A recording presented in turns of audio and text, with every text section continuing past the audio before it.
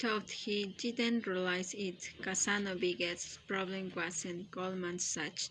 It was Tim Ryan at PricewaterhouseCoopers. All throughout November and December, in meetings with management, with the audit committee, and with the full board of directors, Ryan continued to raise concerns about the way FP was building the super seniors, about the way it was managing the process, and about the inability or unwillingness of AIG management to get involvement while Casano was focused on fending off more collateral calls by the end of the year's entrepreneurs were demanding $2.7 billion, of which $2.1 billion were demands from Goldman's. Ryan was making the case that AIG could not continue to allow Casano and his FT team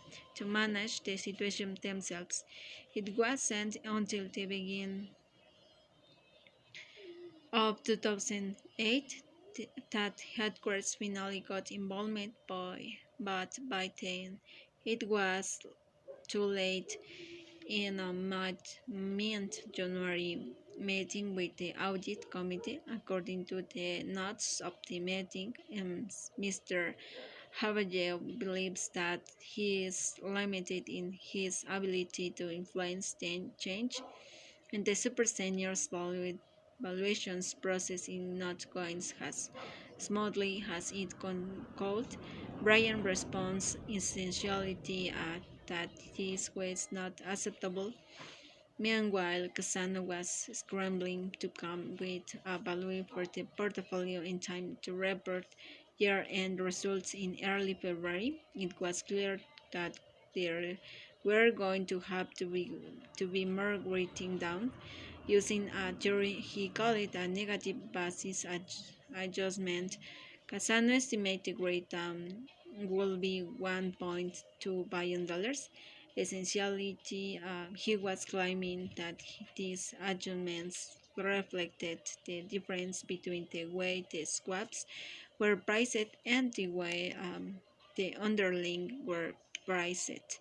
Without this adjustment, the write-down would be $5 billion.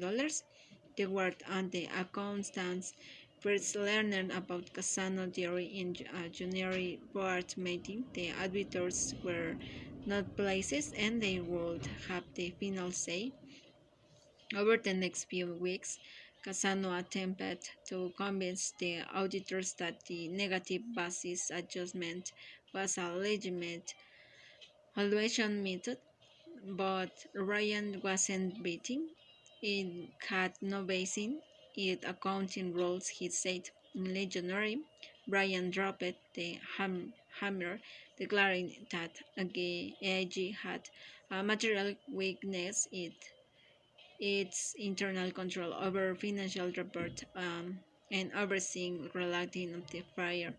All of the AIG FP Super Senior Security Default Swap portfolio on February 5, AIG realized the news of the materials weakness in the SEC filing. The stock sank. Counterparties that had previously sat on the sidelines began demanding collateral. Casanov was furious. The material weakness announced had weakened our negotiations position on the collateral calls. He was in emails, but it was over for Casano. The board no longer trusts him and insists that Sullivan sprayed him, something Sullivan was still reluctant to do. According to a former AIG executive, Casano made it easy for him. Joy, we have these issues, Sullivan said. Should I retire? Casano replied, yes. Joy was just worn out, explained a former executive a few weeks later. When the news was made public, Casano was at headquarters. Someone asked him he had told his mother, who who was in haters. No, he replied, she doesn't know what I do. A few minutes later, the phone rang. It was his mother, who had just heard the news. No, Mom, Casano could be heard saying on the phone, I am right. They left with $34 million in invested business and consulting contract worth $1 billion a month.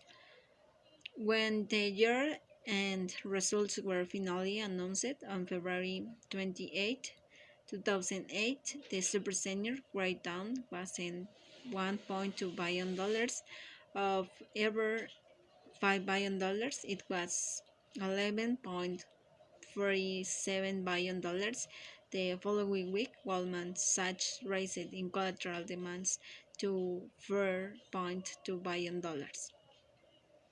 By June 2008, Martin Sullivan was gone as well, and Mike the board forced Sullivan to remove Bessinger as CFO at the same time, managed to raise some $20 billion, which Sullivan and everyone else felt would be enough to carry the company through a possible crisis.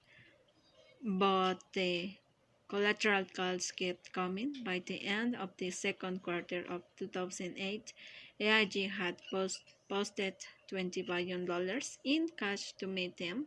The securities lending to problems continued to get worse. The auditors continued to put pressure on management on the board to improve their international control. The value of the subprime securities insured continued to deteriorate. The Office of Debt Supervision, which regulated, got into the act too.